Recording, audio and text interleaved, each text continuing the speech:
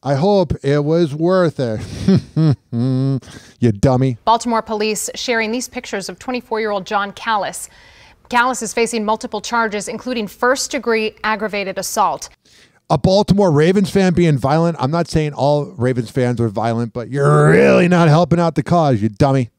Investigators say Callis is the man wearing a Ravens jersey in this viral video. You can see him throw several punches at two men in Commanders jerseys. This all happened after the Commanders-Ravens game. That was on October 13th. And according to court documents, this was... Can you imagine being his parent? You are a failure. ...the second encounter between these three men. Here is the video of it. Do we got a straggler? Do we got a straggler? Do we got a straggler? Do we got straggler? Do we got a straggler? Do we got a straggler? Do we got a straggler? Man, that guy talking is a moron. I don't lose. Yeah! Let's go. Let's go. You don't lose. Besides, when you have to turn yourself in, then you're a real loser. So when you say I don't lose, you're lying to us. You just lost, and I'm sure you'll get out of it and you'll get probation, but your name is forever tarnished as the dumb Baltimore Ravens fan that got into a fight. Burn in hell, you dumb frat boy loser. Tick-tock, clock's a joker playing cruel pranks. Hoppy's hour almost done, feels like robbery in banks. Ryan Hoppy on the mic, dropping wisdom then streams. Syndicated sorrow, now it's time to shatter dreams. Oh, the Hoppy hour is coming to a close. Radio waves fading like a wilting rose. Laughter and joy dissolving in the air, but we'll keep the rhythm. Oh, life's just so unfair.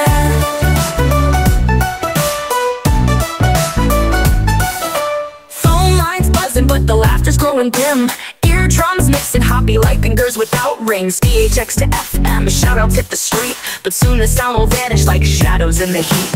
Oh, the Hoppy hour is coming to a close. Radio waves fading like a wilting rose. Laughter and joy dissolving in the air, but we'll keep the rhythm. Oh, life's just so unfair.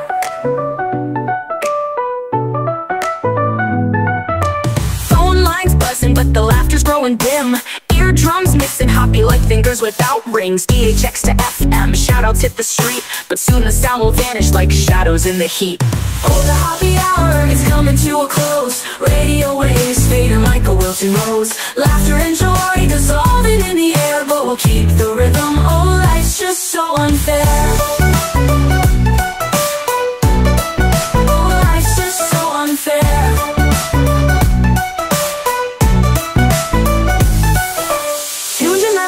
Like clockwork to a show, and now it's time to face the silence like a TV on snow. Riot Hoppy held the mic with humor so divine, the void left in our hearts wider than a canyon line.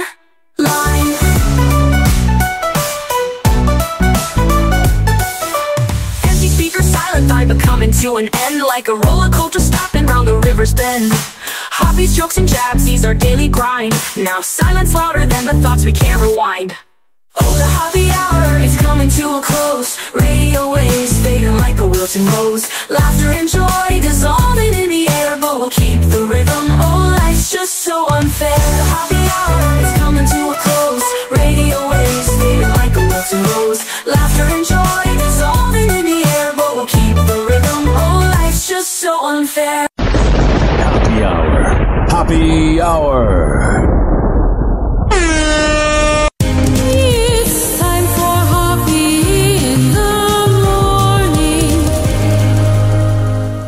RyanHoppyRadio.com. And like that, he's gone. Whenever we're going outside, all I smell is poop.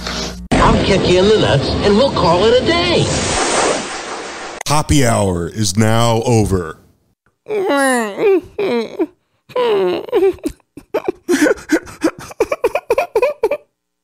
Happy hour is now over. Game over.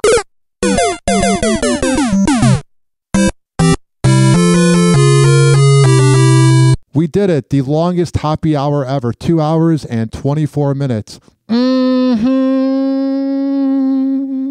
Call the Guinness Book of World Records.